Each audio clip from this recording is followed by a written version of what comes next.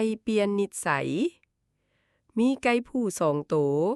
อยู่นำกันมาแต่ยังน้อยๆไก่ทั้ง2 โตวรักแพงกันที่สุดมีหยังก็แบ่งปันกันกินแต่เมื่อใหญ่ขึ้นมาไก่โตวหนึ่งเกิดเปลี่ยนนิสัยกลายเป็นไก่อวดดีมักเอาเปรียบและยังเบียดหมู่อีกส่วนไก่อีกโตวหนึ่ง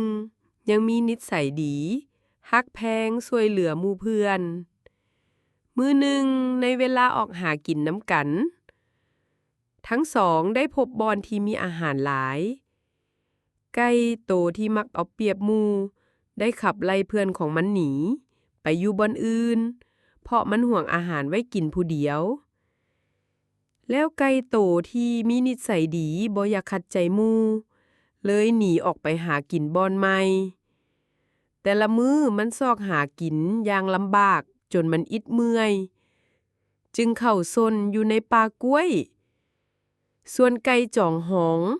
อวดดีหาอาหารกินได้ง่ายและจนอิ่มแถมยังมีอาหารเหลือกินอีกมื้อหนึ่งมันรู้สึกม่วนในใจจึงบินขึ้นไปง้อยอยู่เทิงขอนไม้บอนเป็นแปนทั้งทรงเสียงขันท้าทายอวดอ้างอย่างเยาะเย้ยเพื่อน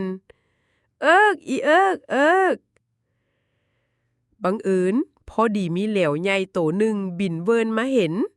จึงเจิดลงมายุ่มเอามันไปไกลแสนไกลและบ่ได้กลับมาอีกสุดท้ายเหลือแต่ไก่ที่มีนิสัยดีซอกหากินอย่างสบาย